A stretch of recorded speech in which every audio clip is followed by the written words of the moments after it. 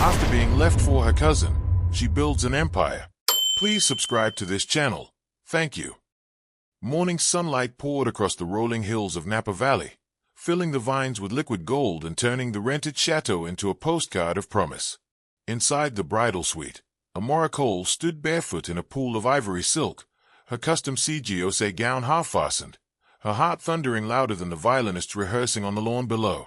The suite smelled of peonies, hairspray, and nerves. Bridesmaids darted around her like bright birds, pinning, fluffing, offering reassurance no one actually felt. "Breathe, Amara," said Zara, her maid of honor, stabbing a final pin into the veil. "You look like a Vogue cover." Amara tried to smile. "Cover girls do not sweat like this." "You are not sweating.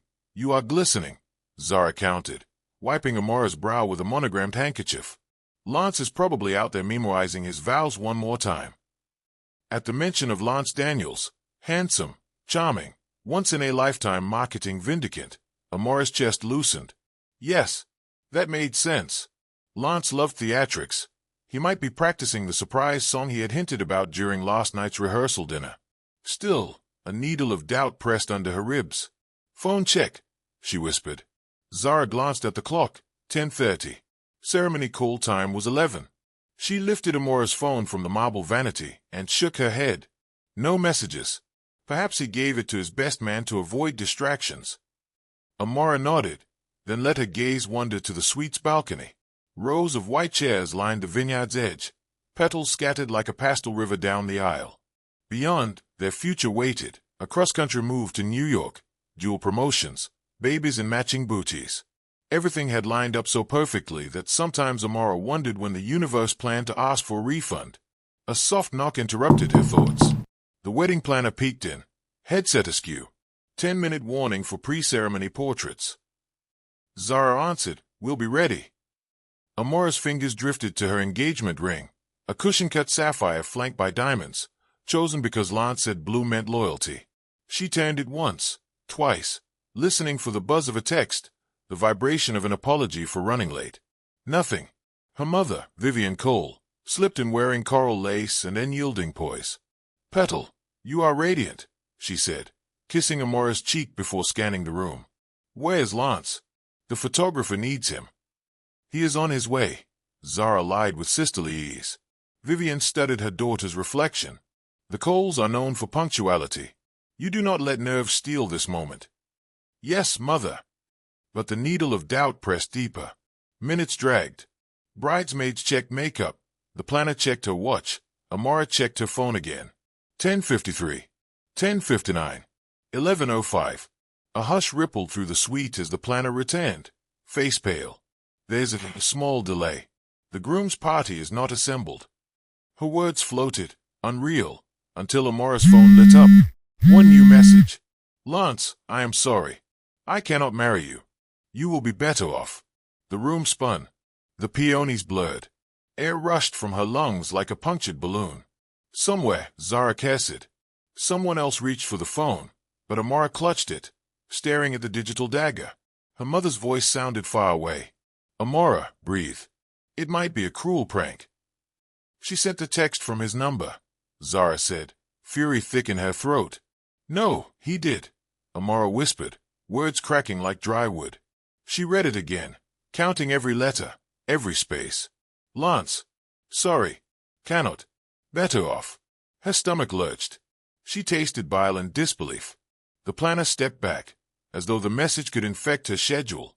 Outside, the quartet had begun the processional, unaware that the groom had disappeared like mist. Amara's legs folded. She sank onto the chaise, silk puddling, veil sliding. A bridesmaid handed her water she could not taste. Another knelt to unfasten her shoes, but Amara barely noticed. All she could see was the text glowing on cracked hopes. Her mother knelt. "Sweetheart, we will fix this." "How do you fix vanishing?" Amara rasped. Silence answered. Across the lawn, guests murmured, checking programs, sipping champagne. The sudden halt in music made heads swivel. The planner sprinted toward the musicians, whispering orders. The quartet pivoted to ambient cover songs, stalling. But time kept marching. Inside, the bridal suite became a storm shelter. Bridesmaids debated calling Lance's best man. Vivian demanded the planner find him. Zara crouched beside Amara, gripping her hand. Listen, Zara said. You did nothing wrong. This is his damage. But Amara replayed every conversation, every late-night phone call, searching for red flags she had ignored. Lance's hectic travel schedule, his secretive texts, the heated argument she overheard between him and Betrayal at Thanksgiving, something about dreams and timing, that they brushed off as cousin banter. Was betrayal already brewing? Her vision blurred. The sapphire on her finger felt heavy, fraudulent. A knock rattled the door. The best man, Carter Lowe, poked his head in, ashy and trembling. I cannot find him. His phone is off. His car is gone. Amara's mother rose, steel in her spine. When did you last see him? After breakfast, Carter muttered. He said he needed fresh air. The planner reappeared. We need a decision. Guests are waiting. A decision. Vivian repeated. Delay the ceremony. How long? The planner asked. We have a strict permit window. Indefinitely, Vivian snapped. My daughter's heart outweighs your permit. The planner retreated, chastened. Amara wiped a runaway tear. Stop. Everyone stop. She stood, unsteady but upright. This wedding is over. Gasps fluttered. Even Vivian's composure fractured. Darling, do not decide yet. He decided for us. Amara inhaled, straightened her shoulders, and lifted her chin.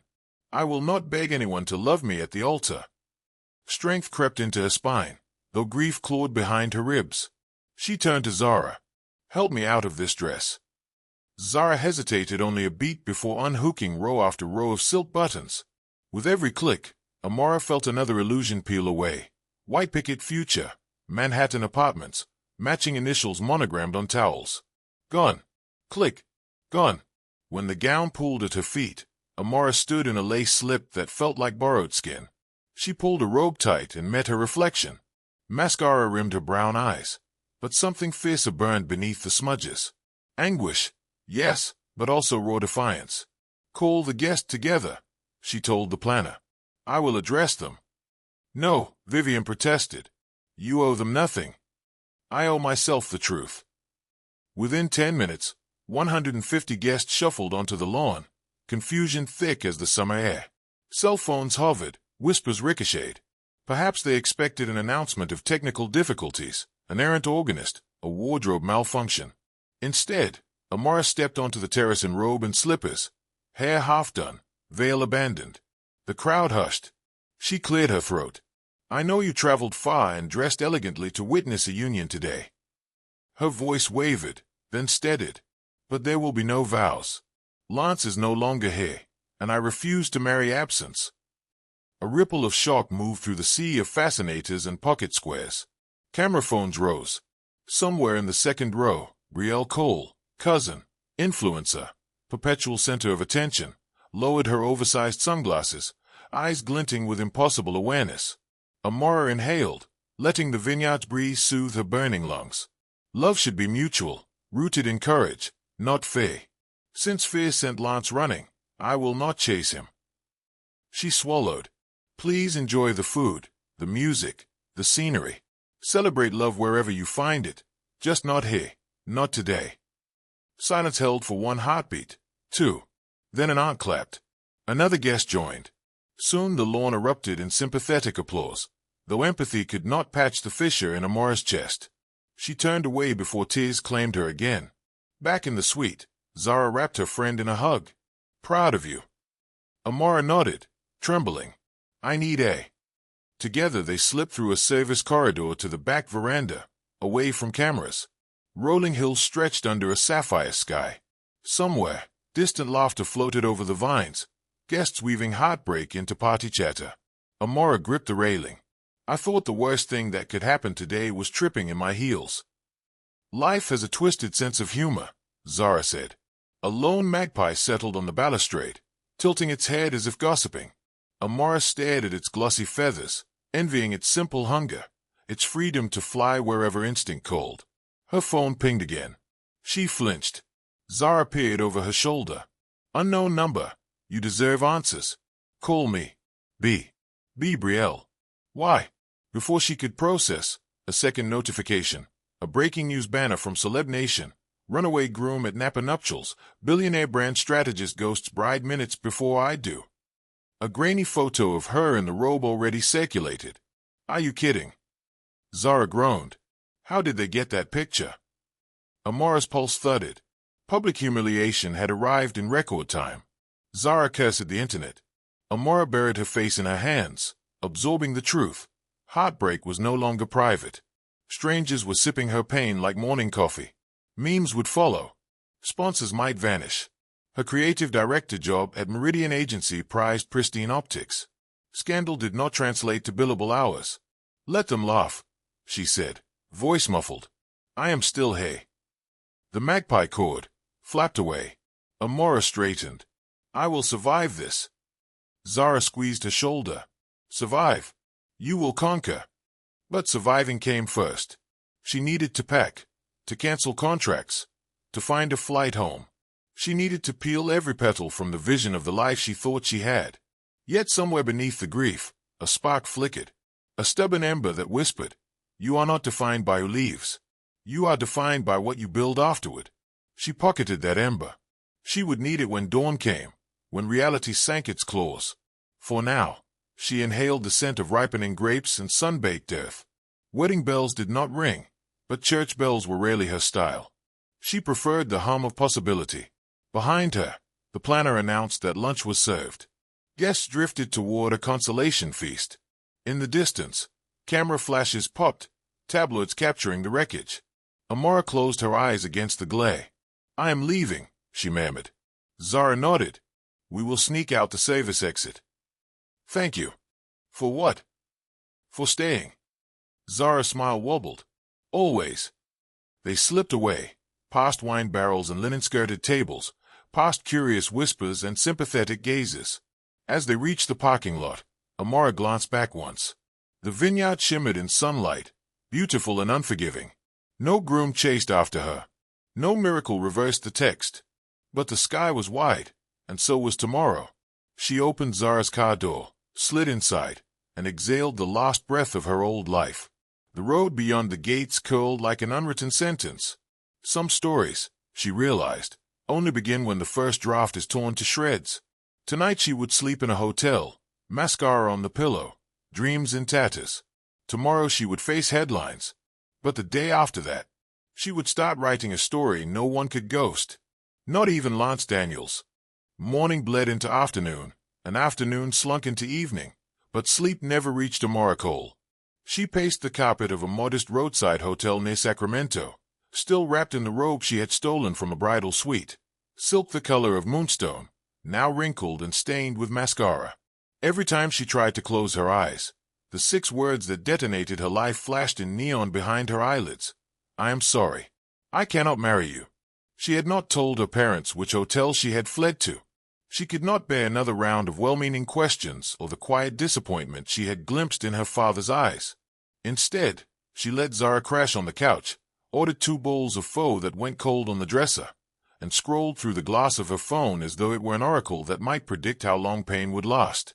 What she found instead was a storm, one that made the vineyard fiasco look quaint. At 2 in the morning, a stranger on TikTok posted a 30-second clip. It was shaky, vertical, unfiltered, a rogue recording taken on the lawn after Amara's announcement. In the video, she stood on the terrace in slippers and a robe clutching her heart, while petals blew around her like confetti for the dead. The caption read, Runaway groom leaves bride at altar, then she cancels the whole wedding like a queen. Respect. By sunrise, the clip had 5 million views. By noon, 20 million. Hashtags propagated like dandelion seeds. #runawaygroom, #vineyard vanish, #robe bride, #wedding from hell. Amateur lip readers tried to decipher Amara's muttered words. Think piece threads debated whether cancel culture should come for Lance Daniels. Merchandise vendors printed T-shirts that screamed I refuse to marry absence. And then came the real gut punch. Amara awoke to Zara's strangled gasp.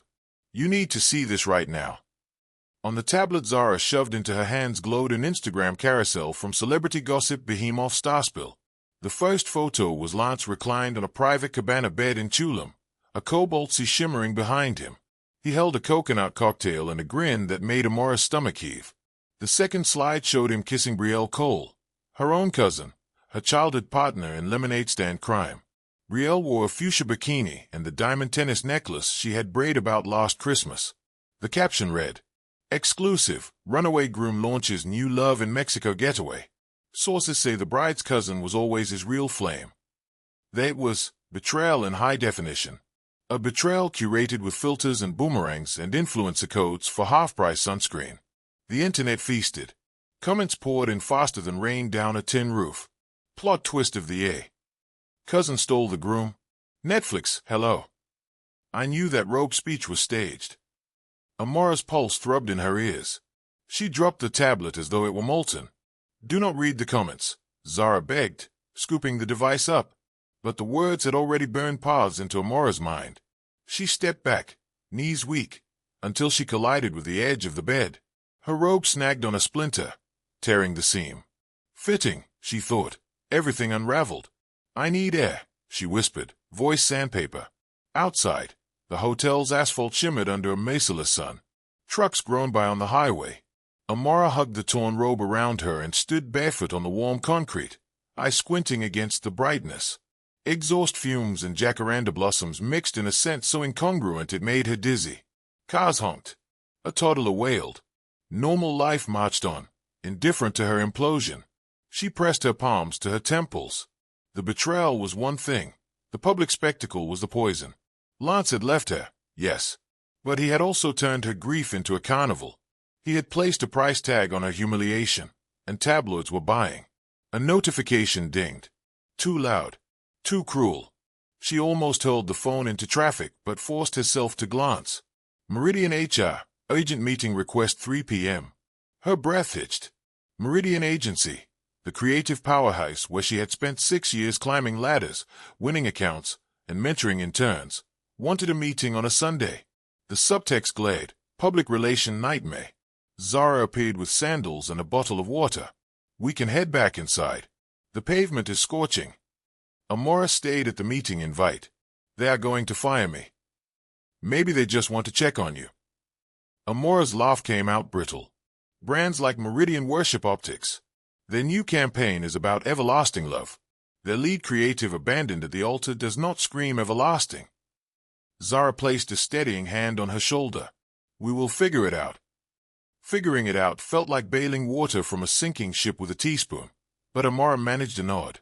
At exactly 3 in the afternoon, Amara logged into a video call wearing Zara's spare blazer. She had slapped on concealer, braided her hair into a sleek coil, and forced her swollen eyes into neutrality. On the screen waited Meredith Vaughn, Meridian's chief ethics officer, flanked by legal counsel. Meredith wore a sympathetic expression that never reached her eyes. "Amara, we have been monitoring the coverage. Feist, I am personally sorry for what you are going through." "Thank you," Amara said, fists clenched beneath the desk. "Unfortunately," Meredith continued, "the Meridian board feels that your sudden presence in tabloid headlines conflicts with our client commitments. The wedding clip has become a meme involving brands we currently represent. They are uncomfortable." Amara's ears roared. "Are you firing me for being jilted?"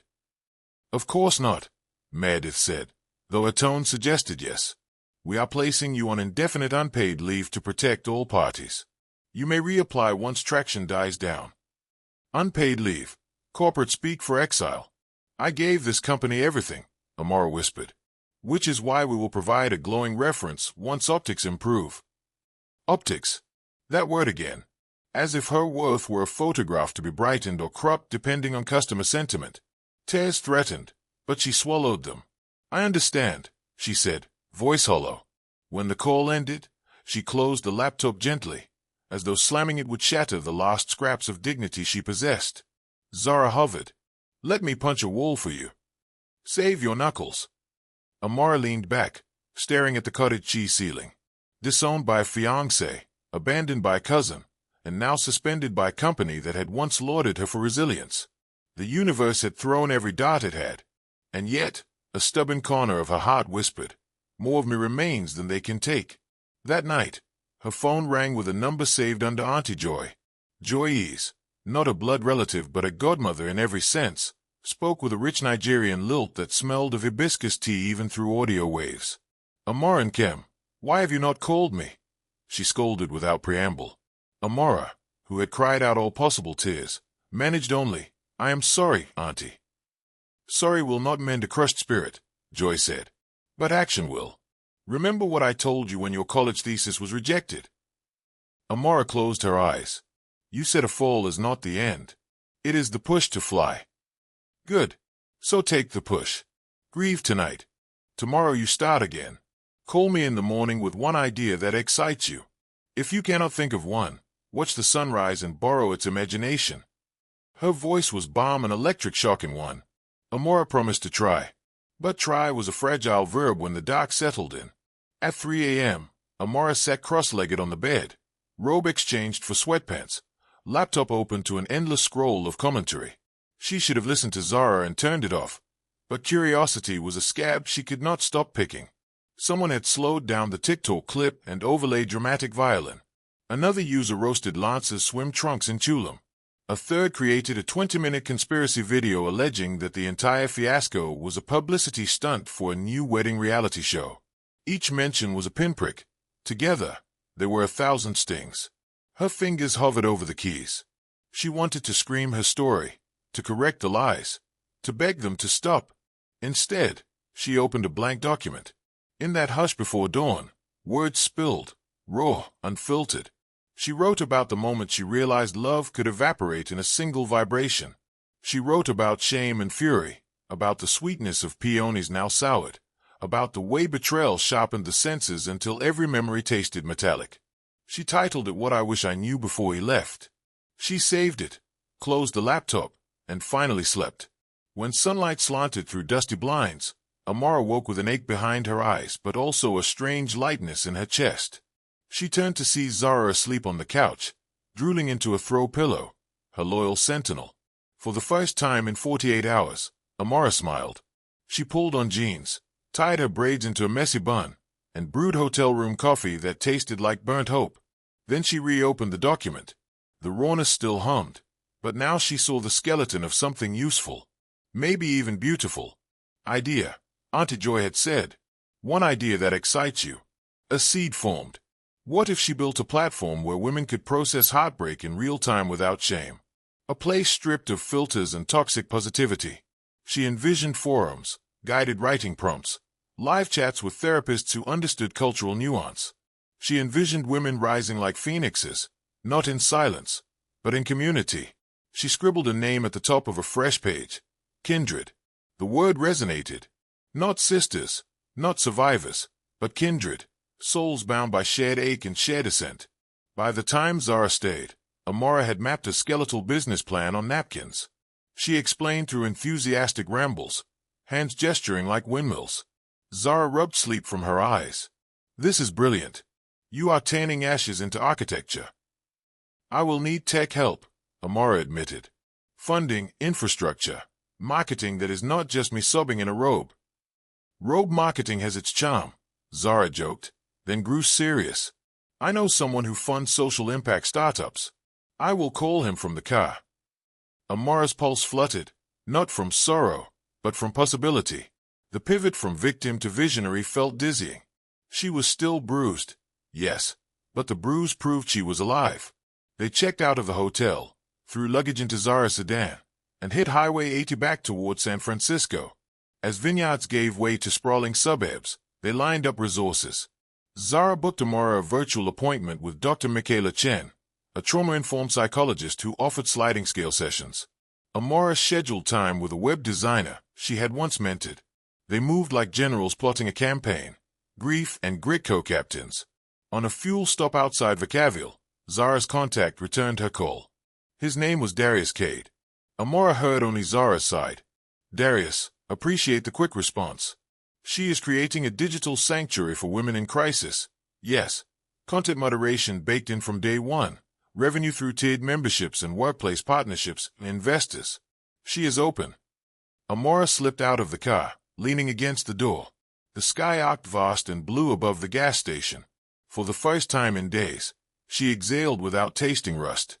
Zara finished the call. He wants an executive summary by tonight. Tonight? Amara squeaked. You thrive under deadlines. Amara rolled her shoulders. Then we draft tonight. They merged back onto the freeway, traffic thick but moving. On the radio, a news anchor discussed the meteoric rise of a new cryptocurrency ironically named Eternal Love. Amara snorted. The universe could not resist satire. As they crossed the Bay Bridge, the skyline welcomed them like an indifferent giant. But Amara felt her heart steady. Home, heartbreak, and horizons all clustered in those clustered buildings. She would carve new space among them. That evening, alone in her apartment, Amara crafted the executive summary while Zara fielded media inquiries as unofficial press agent. When the summary was ready, mission, problem, solution, traction potential, Amara sent it off, then collapsed on the sofa. Commercials blared on television until a breaking news alert hijacked the screen. Drone footage from Tulum showed Lance and Brielle posing for influencers. But this time the mood had shifted. Reporters shouted questions about alleged overlap between cousin and fiancé timelines. Paparazzi snapped shots of Lance shielding his face. The anchor narrated, public sentiment has turned against the couple as new evidence suggests deceit.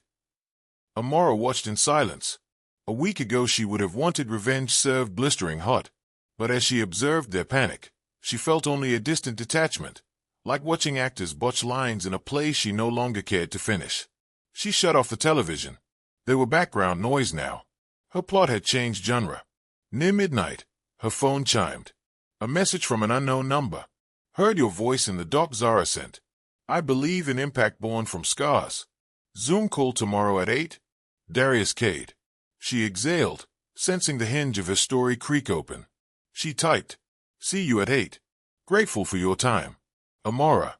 Then she lay in the deck, studying the cracked paint on her ceiling, and allowed herself a sliver of anticipation. Not hope for romance. She was not foolish enough for that. But hope for creation, for building something that could outlive hurt. Across the hall, Zara slept with earbuds still playing a meditation track. Somewhere in Tulum, Lance probably scrolled through comments finally turning sour. Somewhere in Brooklyn, Auntie Joy prepared hibiscus tea for dawn prayers. And somewhere deep in Amara's chest, the ember kindled into a small but steady flame. A sliver of dawn crept through Amara's blinds, painting her bedroom wall in watery rose.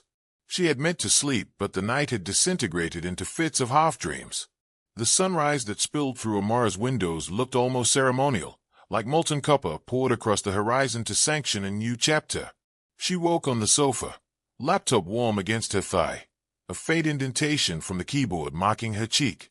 Her manifesto was live. She had published it in the ghost gray hours before dawn and then collapsed into dreamless sleep.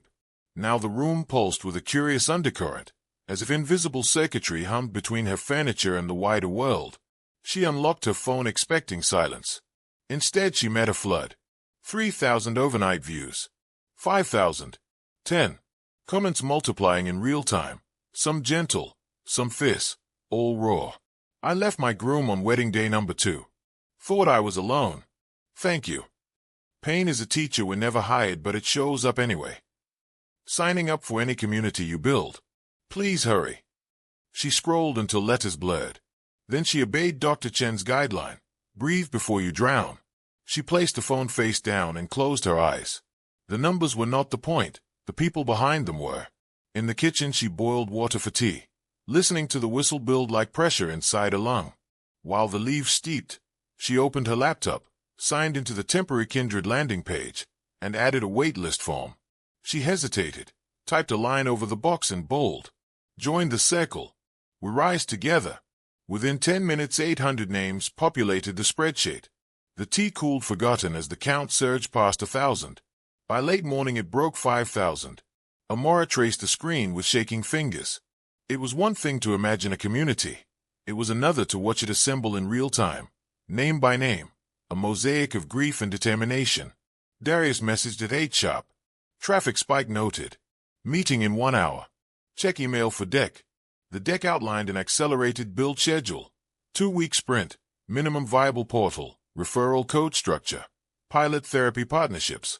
Engineering resources from his venture studio would integrate content moderation protected by patent-pending sentiment analysis software.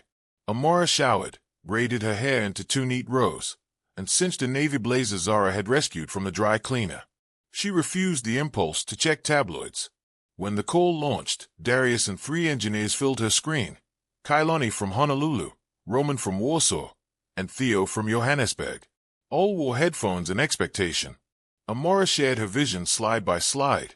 No corporate jargon, only heartbeat language, safe corridors, guided healing, cultural nuance. When she finished, silence lingered, a charged hush before thunder. Roman finally spoke. We build many platforms that chase money first and mission later. This one is different. I am in. Theo nodded. Let us make sure scale never drowns empathy. Kailani added, I can wrap the wait list in a triage flow today. Darius watched, eyes steady. You have your crew, Amara. Lead us. The words ignited something fierce in her chest. She was no longer the abandoned bride in a robe. She was a founder with a team spanning 4 time zones. At midday, Zara burst through the front door, waving a tablet. Your cousin has spoken. Amara's stomach clenched. She had tried to avoid the spectacle, but drama insisted on knocking. Brielle's Instagram live replay filled the screen. Hair in mermaid waves, lips glossy. She addressed 500,000 followers from a rooftop pool in Tulum. I did not steal anyone's fiancé. Love is messy. Timing is complicated, and I refuse to be villainized for following my heart. Beside her, Lance lounged with a hollow grin, sunburn blooming across his nose. Comment hearts floated up the screen like confetti celebrating delusion. Amara felt a spike of indignation, then an unexpected wash of indifference. Brielle's words no longer owned rent in her mind.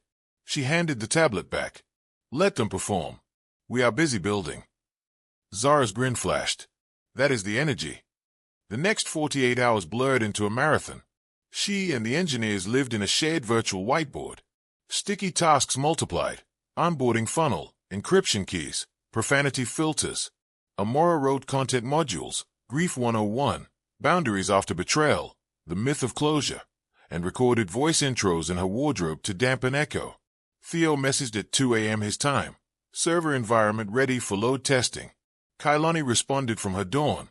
Security patches applied. Roman dropped screenshots of a sleek dashboard. Darius lurked in every thread, offering resources, never micromanaging. And in private messages he checked on her meal counts, hydration, even posture. Unsettling how caring could feel like a lightning rod and a bomb simultaneously. On the 3rd night, Amara's eyes refused focus. She stood at the open window, San Francisco fog brushing her skin like cool silk. Across the street, a neon sign flickered above a laundromat. Wash, rinse, repeat. She laughed at the aptness. Life, gather, lose, rebuild. A constant cycle. Zara shuffled from the bathroom wearing a green clay face mask. Woman, you need sleep. The code can wait. Launch date is next Friday. And zombies cannot host webinars. Zara steered her to the sofa, draped a blanket, and pressed an almond butter sandwich into her hands. Eat, then nap. Kindred deserves a lucid mother. Amara chewed slowly, exhaustion softening the edges of her thoughts. Before drifting off, she whispered, Thank you for anchoring me. Zara squeezed her shoulder. Always. Launch -4 days. The beta portal opened to a small control group of 200 waitlist members. At first, the forums filled with tentative introductions, heartfelt stories, digital hugs. Then the trolls smelled vulnerability. User Truth Hurts posted, Maybe if you cooked better he would not have left. User LOL Bride replied with a GIF of a bride tripping face first into cake. Laughter reactions spiked, wounded silence followed. Moderators flagged, AI filters flagged, but the bobs landed. Amara watched the exchange and felt rage coil. She hopped into the thread herself. Kindred admin. Pain tourism is not welcome, hey. Accounts violating community safety are removed. We heal out loud, but we do not bleed for sport. She banned the offenders, issued a platform-wide statement, and rolled out an additional verification layer. Roman implemented an IP shadow ban protocol before sunrise. Still, the incident rattled her. During the daily stand-up she confessed, Our fortress walls are paper compared to the army of cruelty on the internet. Darius responded, every fortress starts with a single stone. You just placed one. We keep stacking. The team nodded. Momentum retained. 2 days before launch, Darius invited Amara to present Kindred Adventure Forge, a private demo night for cause-driven startups. The event would host investors and press in equal measure. Her stomach flipped at the idea of returning to the public stage, but opportunity trumped nerves. She chose a tailored ivory pantsuit, redemption of the color without the baggage of lace. Zara blasted Beyoncé while curling Amara's edges into a sleek halo. You look like the verdict. At the venue, sleek glass towers mirrored the sunset. Inside, founders mingled around mocktails named after virtues, courage cooler, integrity ice. Amara sipped water, palms damp. Darius approached wearing a midnight blue suit, understated yet magnetic. Ready? He asked. As ready as terror allows, she replied. He handed her a small pin, the Kindred logo, 2 intersecting circles, 1 gold, 1 slate. Wear this at heart level. She pinned it over her pulse.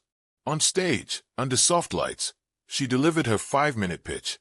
Her voice trembled only once when she described brides in robes and strangers who turn pain into merchandise. But she steadied, finished strong. Applause rose, genuine and sustained. Afterward, investors queued with questions. One venture philanthropist asked if Kindred could scale to refugee communities grappling with displacement trauma. A mental health nonprofit director proposed a partnership. By evening's end, Amara held a stack of business cards thick as a novella. Outside, night air smelled of eucalyptus and electricity. She and Darius stood near the valet. She felt the vibration of possibility between them, delicate yet undeniable. You did well, he said softly. Your authenticity disarms cynicism. Coming from you, that means a lot. He studied her, eyes reflecting city lights. Authenticity is rare in the arenas I inhabit. Got it. Their gaze held one breast too long. Her stomach fled. She remembered warm fingers guiding mouse clicks, texts reminding her to drink water. She remembered the no-dating rules she had scribbled post-vineyard. But life did not respect tidy lines.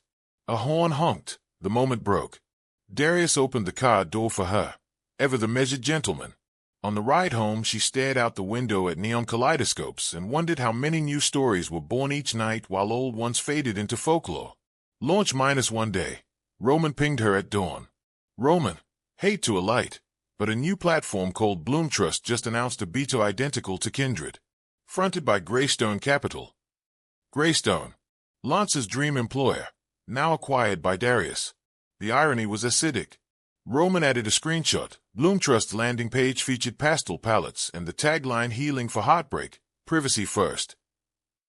The design was suspiciously derivative, down to user flow diagrams that matched Kindred prototypes leaked only in internal Slack threads. Amara felt heat surge behind her eyes. Industrial espionage before the first public day. She called Darius. He answered on first ring. Already aware. Investigating parallel path infiltration. Focus on launch, Amara. We will handle theft. She closed her eyes. The old Amara might have spiraled. The new one inhaled, exhaled, and wrote a manifesto addendum. Our stories cannot be stolen, only retold through different mouths. We will speak louder. Friday arrived draped in Pacific fog. Amara woke at 4, stood barefoot on the balcony, and watched city lights blink beneath the gray blanket. Inside, her laptop chimed as Roman counted down in the team channel. T-60 minutes. Kailani deployed final patches. Theo ran load tests. Zara prepared a press release. Darius sent one line. Anchors away. At 8 a.m. Pacific, Amara clicked go live. Servers hummed. Traffic flowed.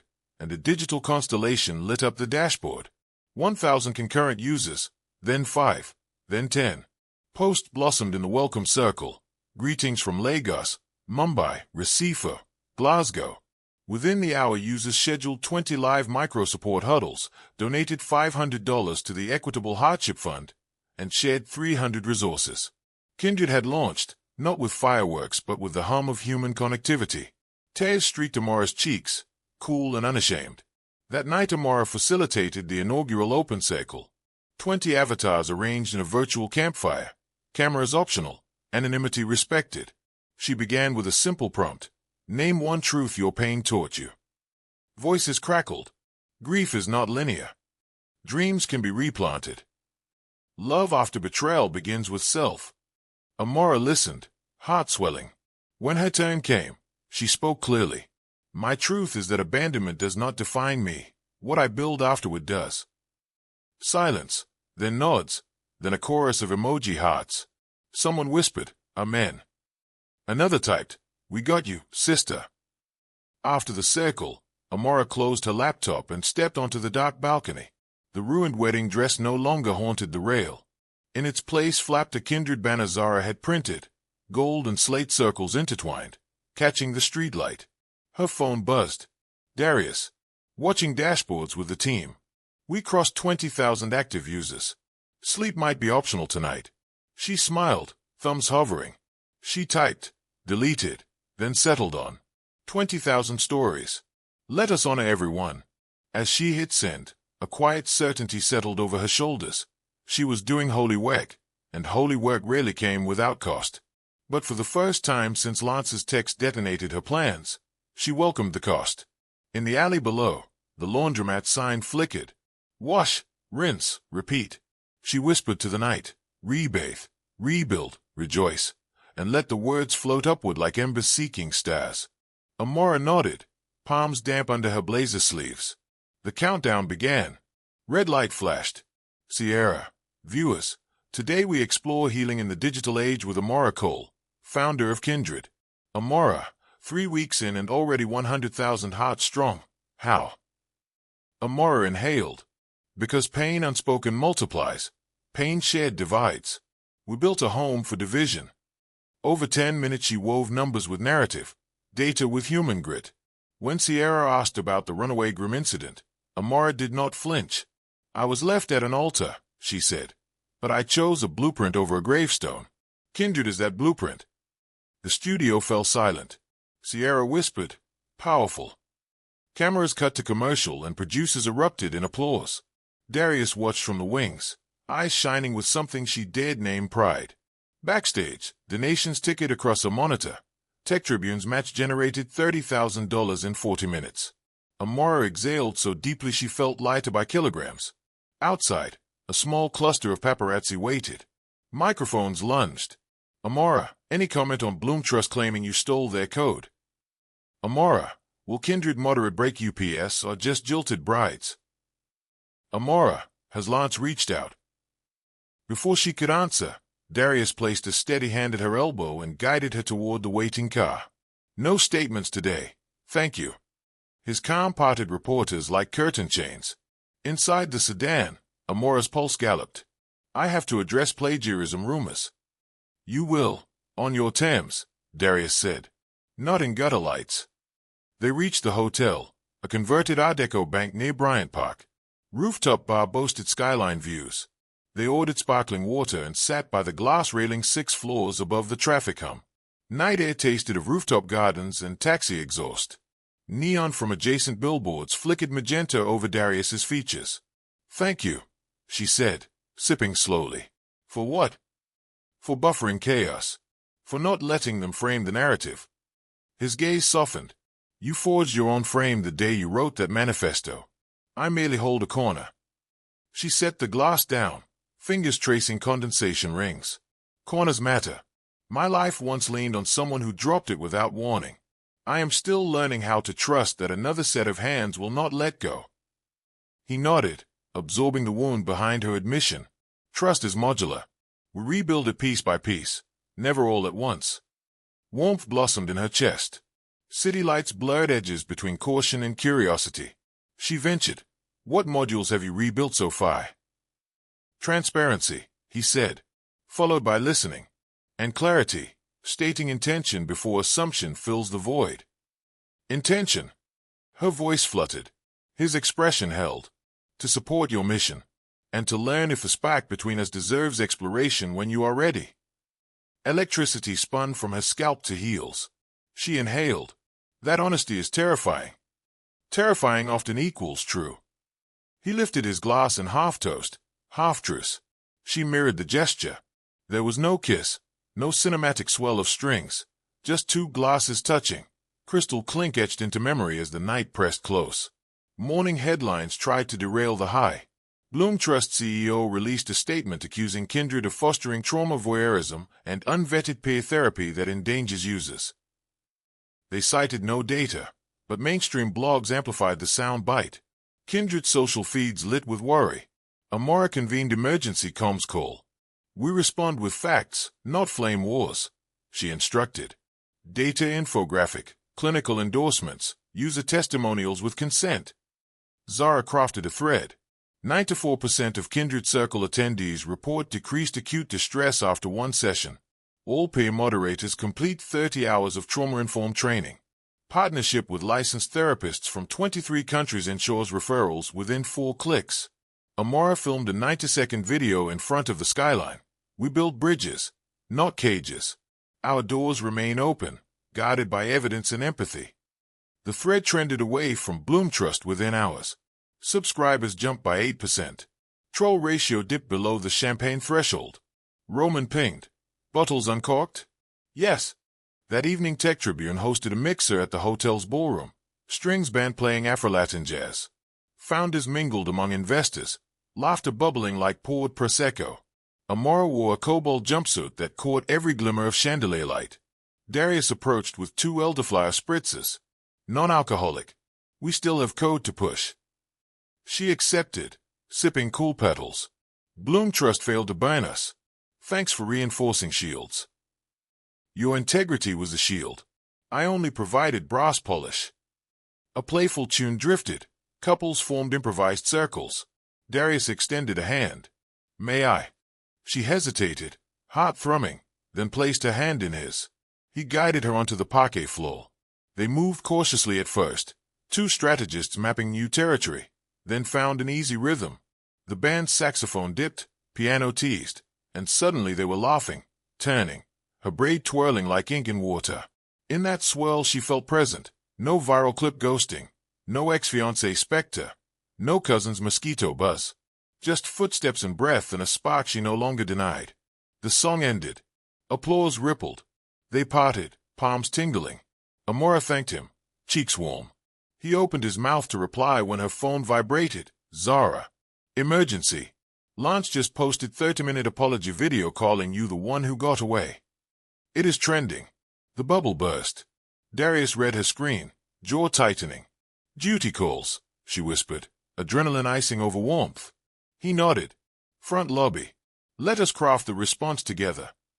They navigated through revelers, leaving behind champagne laughter. Outside, Manhattan drummed and pulsed. She inhaled night air laced with sirens and roasted nut carts. The roller coaster dipped again, but she felt steadier for having shared the seat. Upstairs, Amara and Zara watched Lance's video. Shot in a hotel suite. He wore rumpled linen and contrition like cologne. He claimed therapy had revealed suppressed fears, insisted love for Amara never died, asked the internet to grant him grace. Comments divided between empathy and eye rolls. Paparazzi predicted a tearful reconciliation. Darius leaned against the desk, arms crossed. "Your call, founder. Counter-statement or silence." Amara watched Lance choke on rehearsed remorse. She saw no accountability, only optics. She closed the laptop. "Silence. He wants airtime. We grant him none." Zara fist-bumped her. Darius smiled, proud. By dawn they shipped Circles Plus. Release notes went live. Users flooded to new rooms. Widowed under 40. Break UPS in diaspora. Fathers healing fathers. The authenticity was messy, radiant. Roman's message blazed. Service steady.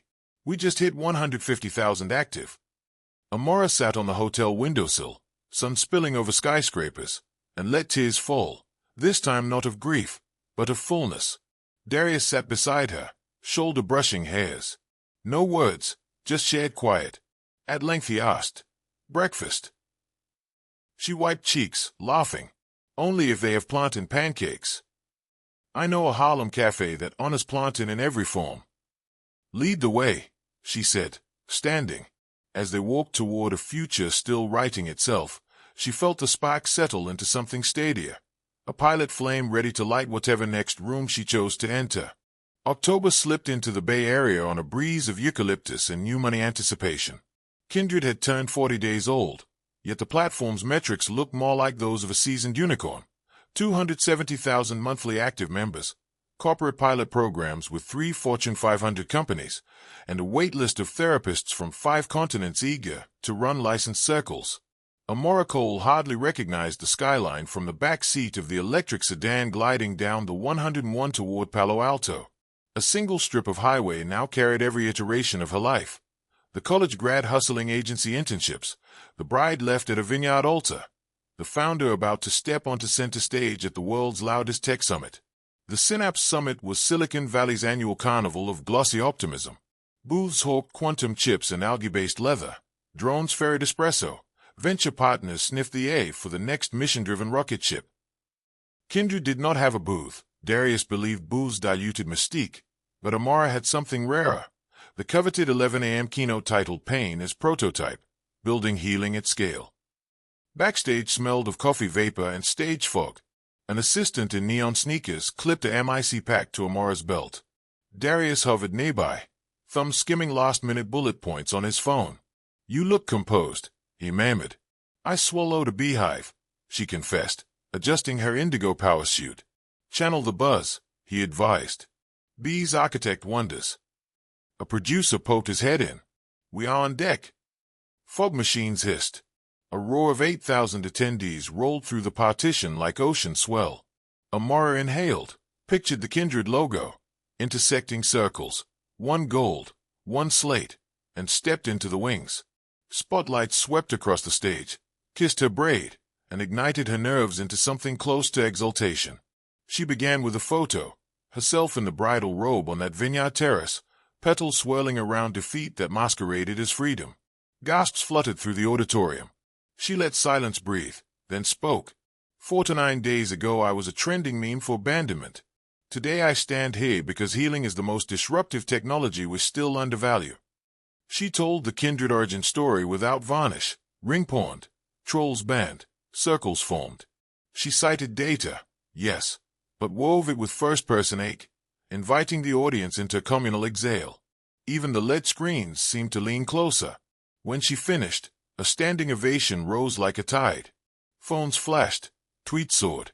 Amara bowed once, simple, then exited into dim wings, heart-hammering drums. Darius met her with a quiet grin. "You just rewrote every slide deck in this building." "Tell that to my racing pulse," she said, laughing. A comms volunteer handed her a phone. "Trending #1 worldwide. The phrase 'you do not rewind' is everywhere." Amara frowned. "But I did not say that today." The volunteer shrugged. "Guess people remembered." Across the expo hall, a smaller lecture room buzzed around a banner that read Metacoin Wellness, Mind, Body, Blockchain. Inside, Lance Daniels paced a low stage wearing a navy turtleneck and white sneakers. Beside him, a holographic diagram promised to gamify therapy tokens. Amara would not have known if Zara, scouting competitor panels, had not sprinted across the concourse brandishing her tablet. "Your ex is pitching snake oil 2 halls over." Amara's stomach dipped. "Of course he is. Want me to fire alarm the session?" Tempting, but no. She tapped a schedule board. Lance's talk ended in 10 minutes. "We leave before collision." But fate savors irony. On their walk back toward the VIP lounge, media traffic jammed a corridor. A filming crew regrouped after a lighting mishap. A security agent diverted foot traffic through a side hallway. The same hall Lance's audience would soon flood. Darius noticed first. "We can reroute." "No," Amara said, spine straightening. Short hallway, long shadow. Time to step through. She strode forward, Darius and Zara flanking her like calm satellites. Attendees spilled from the Metacoin room, chattering about token incentives. Then the crowd parted. Lance halted mid-stride. For a heartbeat everything muted. The booth barkers, the drone buzz, her own pulse. He looked older, under eyeshadows, beard trimmed to hide stress rash. His gaze snared hers, surprise curdling to something else. Calculation or regret, impossible to tell. "Long time," he said, voice thin. Amara inclined her head. "Indeed." Her tone held no malice, only distance wide as tectonic plates. He opened his mouth again, apology-shaped. Spin ready. But she lifted a palm. I do not rewind. The words landed like a gavel. Gasps rippled. Phones lifted. Someone shouted, say it again, Queen.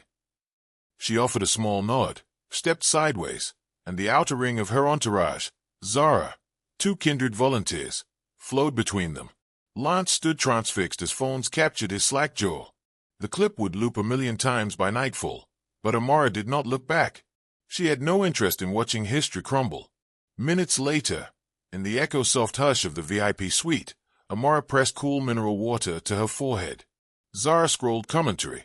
Listen to this, Zara said, reading aloud. At Tex Avalisa, when Amara Cole said I do not rewind, my toxic ex spontaneously combusted. And at Dad Bot 3, printing that line on a sweatshirt for my teenager. Amara groaned into her glass. The internet turns every syllable into mate. At least they are buying boundaries, Zara quipped. Darius entered, phone buzzing. Media requests tripled. CNN wants you opposite Lance tonight. Amara barked a laugh. No arena fights. Kindred's mission is forward, not gladiator. He nodded, pocketed the phone. I declined. National outlets will pivot angle soon. She studied him. You always sense what I need before I articulate it. How? His eyes held hers. Listening module, remember. Warmth flickered. She sipped water to ground the spark. Evening wrapped the summit in neon and lanyard fatigue. Cocktail receptions bloomed across terraces. Kindred hosted a low-key open circle in a converted atrium. No alcohol, just cushions, gentle hop loops, and mental health volunteers. Attendees trickled from glittery parties. Curiosity piqued by hush contrasting the clang outside. Amara sat on a floor cushion, suit jacket swapped for a soft sweater, and co-facilitated topic. How do we reinvent after public failure? Engineers confessed failed startups. An investor admitted postpartum depression hidden behind seed round bravado. A designer cried over layoffs. The circle held. Midway through, a hush rippled. Brielle Cole slipped into the back row, aviator shades masking her gaze even under dim lights. Amara's heart squeezed, but she kept voice steady. Anyone else wish to shay? Brielle remained silent, hands clasped, until the end when attendees drifted out with tissues and relief. She stayed seated, shades finally removed to reveal reddened eyes. I should not have come, Brielle said hoarsely. Amara considered the fragile woman before her, hardly the unbothered influencer from Tulum. Why did you? The platform. She gestured around. I signed up under a dummy email. Your modules forced me to look at the wreckage I helped cause. Amara inhaled slowly, feeling anger stir like embers roused, but also sorrow deeper than spite. Care feels different when you are the wreckage. Amara Cole always believed October carried two personalities, one bright with caramel apples and fire-red leaves, the other haunted by the ghosts that refused to stay buried. On the final phase day of the month, she met both moods in the space of a single breath. She padded down the hallway of her apartment building in wool socks and a Kindred hoodie, humming an Afro-soul riff she had picked up in a grief circle the night before. The male alcove smelled of newsprint and lavender detergent. Bills and glossy catalogs waited in her box, but one item stopped her rhythm cold. A square envelope the color of vintage champagne, thick as a wedding invitation. Her name was written in raised charcoal script, Ms. Amara Cole, and on the back a wax seal impressed with twin hearts and an infinity symbol. No return address, but her gut recognized the design language of influencer royalty. She slid a fingernail under the seal and freed a sheet of pearl cardstock.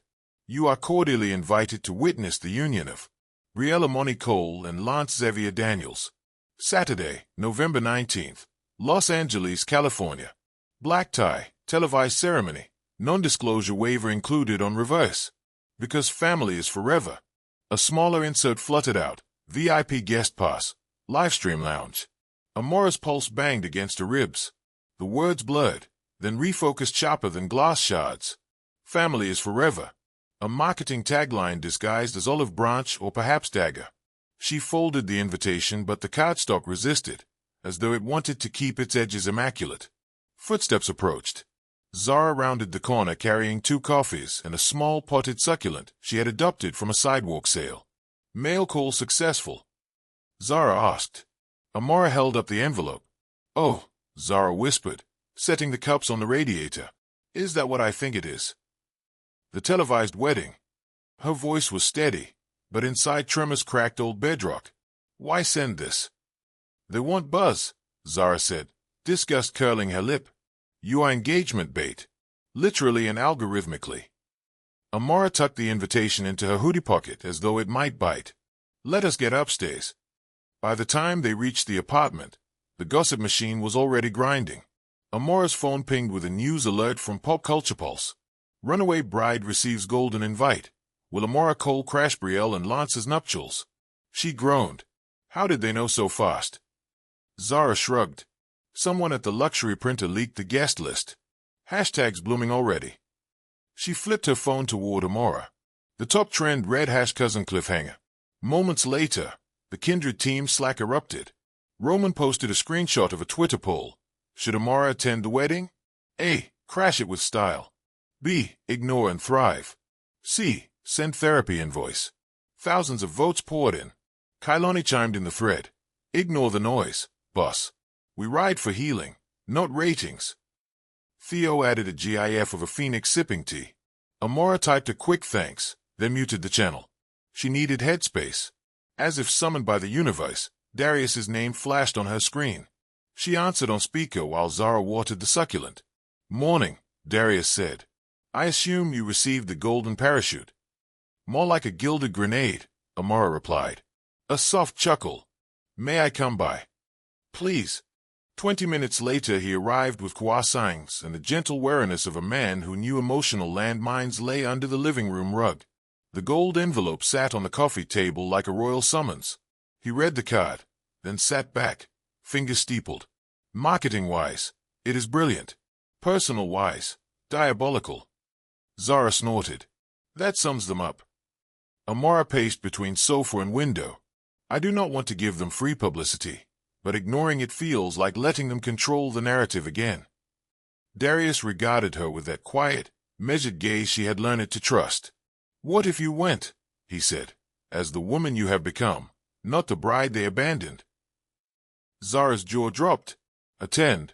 That is madness. Strategic, Darius countered. You would reclaim the setting of your worst humiliation. You would show your community that closure is self-created. Amara crossed her arms. Or I become a sideshow in their spectacle. That depends on how you script your presence, Darius said. We could set conditions. An exclusive interview supporting Kindred's hardship fund. A no-ambush clause. You wear the pen, not the clown suit. Zara shook her head. I hate that this even needs discussing. I do too, Amara said. She pressed fingers to her temples. The invitation pulsed like a distant drumbeat. But maybe facing the chaos on my terms is the final lesson. Silence stretched. Outside, cable cars clanged on the hill, tourists unaware of the crossroads unfolding in an apartment above. By afternoon, Amara was logged into an unscheduled video call with Dr. Chen. She held up the invitation. Dr. Chen's brows lifted. That is quite a provocation, the therapist said. Provocation opportunity. Amara asked. Darius thinks attending could be empowering. What do you think? I think I want to puke. Dr. Chen nodded. Notice the body's message. Nausea may signal violation of boundaries returning. However, sometimes our bodies confuse growth edge with danger. So how do I discern? Imagine two scenarios, Dr. Chen instructed. First, you attend under strict conditions that protect your dignity. Second, you decline and focus energy elsewhere. Observe your physical reactions. Amara closed her eyes. Scenario 1. She pictured walking into a glamorous venue, cameras flashing, wearing armor woven from every hard lesson. Her stomach fluttered with anxiety, but a flicker of pride warmed her chest. Scenario 2. She imagined dropping the envelope into recycling, spending the wedding weekend hosting a Kindred retreat instead. Relief washed over her shoulders, yet a whisper of unfinished business nagged the base of her skull. She opened her eyes. Both options carry weight. Dr. Chen asked, which outcome feels aligned with your value of agency? Going, if I dictate the terms. Then explore preparing your internal safety plan, Dr. Chen advised. Strategize exits, supports, emotional regulation tools. Amara exhaled. And if they break any agreement, I walk. Precisely. The following morning, Darius's legal team drafted a non-negotiable attendance contract. Amara receives final cut of any footage featuring her. A 10-minute on-camera segment will focus solely on Kindred's mission, aired unedited. No surprise confrontations or questions about personal reconciliation. A $50,000 donation from the wedding's brand sponsors to Kindred's hardship fund, wired prior to the event. Security details selected by Amara. The document landed in Brielle's publicist's inbox with a 48-hour response window. While they waited, the internet convulsed with think pieces. Is forgiveness good content? The morality of televised healing. From runaway to runway, what Amara should wear to the wedding of the year. Zara monitored social feeds and forwarded only the constructive threads. Roman installed additional firewalls anticipating troll surges. Theo drafted mental health checklists for Amara's travel entourage. The team rallied, half protective siblings, half crisis managers. 4 to 7 hours later, Brielle's camp returned the signed contract with one alteration. The donation amount increased to $100,000 in exchange for Amara agreeing to a single symbolic toast on stage. Amara stayed at the updated clause. $100,000 could fund an entire year of emergency grants. She texted Dr. Chen, "Symbolic toast triggers okay?" Dr. Chen replied, "Only if wording is yours and consent can be revoked in real time." Amara lifted her pen and signed. The next 2 weeks blurred into logistical choreography. Kindred volunteers compiled supportive messages into a digital scrapbook for Amara's flight. Zara coordinated a wardrobe consultation with CG Osei, the Nigerian designer whose dress had nearly debuted at the Vineyard. CG offered to craft new armor from the remains. At the fitting, CG swept a charcoal satin cape across Amara's shoulders. "We weave resurrection," the designer said. "The bodice is reclaimed from the old gown, dyed midnight to honor night that ended the first dream. The skirt is double-layer crepe representing new foundations." Amara touched the fabric, smooth but strong. "I feel inevitable." "Exactly," CG said. "No net for clowns. Only wings." On Friday, November 18th, Amara, Darius, and Zara boarded a private jet offered by a sympathizing airline sponsor publicizing anti-bullying initiatives. Inside, Kindred green silk pillows lined the seats. A tray bore turmeric lattes and stress balls shaped like phoenixes. Zara pressed a playlist of Nija Soul and early 2000s R&B. Darius reviewed security briefings, but paused to squeeze Amara's hand before takeoff. "You can still choose no at any moment," he reminded. She squeezed back. "Choice is my compass. It points to yes." 5 hours later, they touched down in Los Angeles under a sunset the color of ripe persimmon. A fleet of black SUVs escorted them to the oceanfront resort where the ceremony would be filmed. Paparazzi camped behind velvet ropes, lights strobing. Amara's security chief, a former Olympic fencer named Raina Miles, flanked her like titanium. Inside the suite, floor-to-ceiling windows framed a restless Pacific. Amara opened the balcony doors and let salt air cleanse adrenaline. Zara unpacked while rehearsing crisis phrases. "We appreciate your interest, but we are focusing on the charity initiative this evening." Darius laid the signed contract on the bedside table under a paperweight shaped like a compass. "Terms are defense," he said. "An intention is offense," Amara replied. Morning arrived with gull cries and production crew knocking. A hairstylist braided Amara's hair into a crown beneath a delicate tulle fascinated dipped in black glitter. Makeup artist painted a subtle smoky eye to match the gown's undertones. When Amara stepped into the full-length mirror, she saw not a revenge outfit but a proclamation, revival sewn into seams. Downstairs, the main ballroom blazed in opulence. Orchids dripped from crystal chandeliers. On lead walls streamed a countdown to the live broadcast.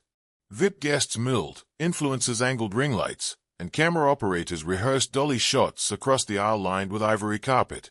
A stage manager escorted Amara to the livestream lounge, a sleek enclave with velvet sofas and soft ring lights. Her segment would precede the vows to ensure the charity donation was front-loaded. Zara stationed herself by the teleprompter while Raina assessed exit routes. Brielle floated in wearing a pearl-encrusted gown with detachable cathedral train. She approached hesitantly. "Thank you for agreeing to come," she said, eyes glossy. I did not expect. Amara offered a small, controlled smile. Let us honor the contract. And after that, your circles await. Brielle nodded, chastened yet grateful. Lance hovered near the bar, tuxedo crisp, gaze flicking to Amara then away. She felt no sting, only a detached curiosity, as if observing a man she once met on a train. The red tally light blinked on. Amara sat opposite a charismatic host from the streaming platform. Host, we are joined by founder and resilience advocate Amara Cole, here to announce a groundbreaking partnership between this celebration and the kindred community. Amara spoke clearly, every syllable a stake planted in fertile soil. She thanked the sponsors for their contribution, highlighted kindred's hardship cases, and ended with, healing is not a destination wedding. It is daily work. Let us build more spaces where pain is not paparazzi fodder but compost for growth. The host beamed. Beautifully said. Applause swelled from technicians around the lounge. Off camera, Darius gave a subtle thumbs up. The donation ticker at the bottom of the livestream flashed, $100,000 transferred. Segment finished, Amara exhaled. Part 1 complete. Guests took their seats in the grand ballroom. The amalgam of perfume, lead heat, and eager whispers pulsed. Amara sat near the front, Darius to her right, Zara directly behind. The ceremony began with drone cameras swooping overhead. Brielle processed down the aisle. Lance awaited beneath an arch of white orchids. Their vows were curated for viral tears. Amara watched with the detached interest of a sociologist studying ritual. Then came the toast. A stagehand guided Amara to the microphone stand. Her palms dampened, but she remembered her script, words she had penned from the hotel desk at 3 in the morning. She faced the crowd and the invisible millions streaming. I was asked to propose a toast. She lifted a flute of sparkling water, the contract stipulating no alcohol. To Brielle and Lance, may you find the peace you once borrowed from others. May your union be a place where honesty is not optional, where apologies bloom actions, not hashtags. Murmurs rippled. She continued, voice steady. To every viewer who has tasted abandonment, know this, someone's exit does not define your value. Your story is yours to author. Write boldly. She raised the flute. Some guests clapped cautiously, uncertain. She sipped, returned to her seat. Zara squeezed her shoulder. Darius whispered, masterful. As the newlyweds prepared for their choreographed first dance, a rogue influencer rushed the stage, thrusting a phone toward Amara. How does it feel watching the man who left you marry your cousin? Security lunged too late. Cameras swiveled. The crowd gasped. For a heartbeat, time froze. Amara met the influencer's hungry lens and saw a familiar abyss, the algorithmic appetite for tears. She took the microphone from the DJ stand, voice spilling calm authority. It feels like history on replay for those who did not witness the lesson. But let me speak plainly. I walked through fire and built an empire from ash. My peace is non-negotiable currency. If you intend to buy drama, you are at the wrong market. The ballroom erupted in applause. The influencer lowered the phone, shame flushing his cheeks. Security escorted him out. The band struck the first chord of the dance. Lance's expression crumpled into something resembling regret. Brielle's fingers trembled on her bouquet. Amara turned to Darius, who looked at her with admiration ablaze. Ready to go? He asked. Very. They slipped out a side door where Raina's SUV waited. As the vehicle eased away, Amara glanced back through tinted glass at the glowing ballroom. Music drifted faint and tinny. The wedding would play on screens for weeks, but her chapter there had closed. She leaned back, head on the seat, heart surprisingly light. Zara chatted animatedly about trending hashtags. Hash pieces non-negotiable. Hash wrong market. Amara smiled. Darius reached for her hand. You rewrote the script in real time. It was always mine to edit, she answered. They drove along the Pacific Coast Highway, moonlight rippling silver on water. Raina lowered the partition to allow ocean wind to sweep through, carrying salt and the promise of uncharted horizons. Amara rolled down her window and let the night baptism lift the last residue of vineyard ghosts. Somewhere behind her, wedding bells clanged for cameras. Ahead, waves thundered ancient applause. I think I am ready to rest, she murmured. Darius brushed her knuckles with his thumb. Rest, then rise again. The world is not finished learning from you. She closed her eyes, lulled by road hum and surf roar. The gold envelope had sparked a spectacle, but she had transmuted spectacle into service, pain into proclamation. October's second personality, the haunted one, retreated like tide. In its wake remained a shoreline sturdy enough to host whatever structures she chose to erect. And she knew, with quiet conviction, that the next dawn would find her not merely surviving publicity storms but steering them toward brighter harbors. Dawn crawled over Santa Monica the morning after the wedding, tinting the Pacific a bruised lavender. Amara Cole rose in her hotel suite to the soft percussion of waves and the riotous dissonance of notifications. Her phone, muted during what was left of the night, now pulsed on the dresser like a tiny, over-caffeinated heart. She patted across the rug, opened the curtains, and watched gulls wheel above a film crew dismantling floral arches on the beach below. Brielle and Lance were presumably honeymoon-bound, leaving behind a data footprint measured in terabytes and a live audience of 32 million. Amara inhaled the salt-sweet air, then exhaled slowly and tapped her screen. Hashpiece's non-negotiable stood at 48 million mentions, eclipsing the wedding's own hashtag by a margin large enough to make marketing analysts weep. The Ballroom MIC drop clip had already spawned remixes set to Afrobeats, choral renditions by college glee clubs, and an 8-bit animation depicting Amara blasting trolls with compassion lasers.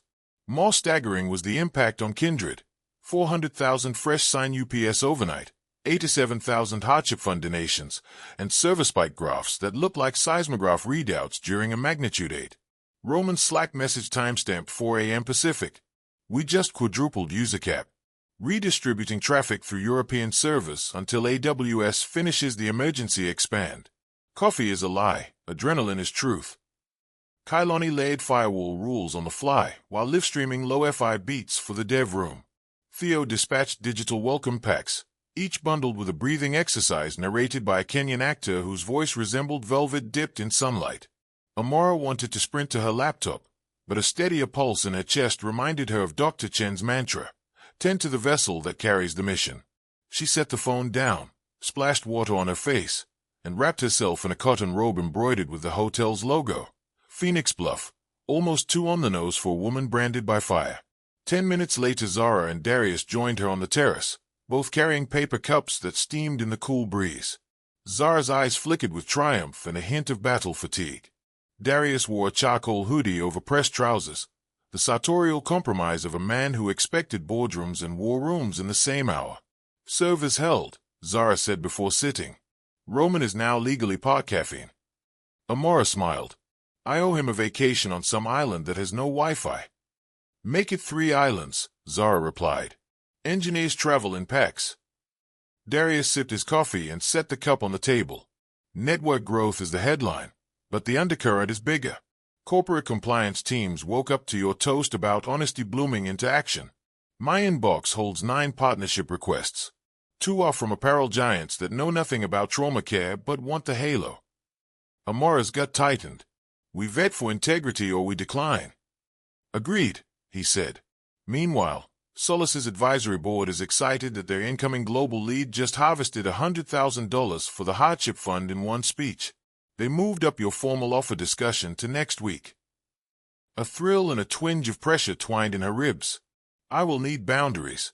Kindred cannot become a corporate side project. You steer both ships, Darius assured. Separate decks, shared horizon. Zara handed her a second phone, Kindred's dedicated press line. Speaking of horizons, Good Morning America wants you tomorrow.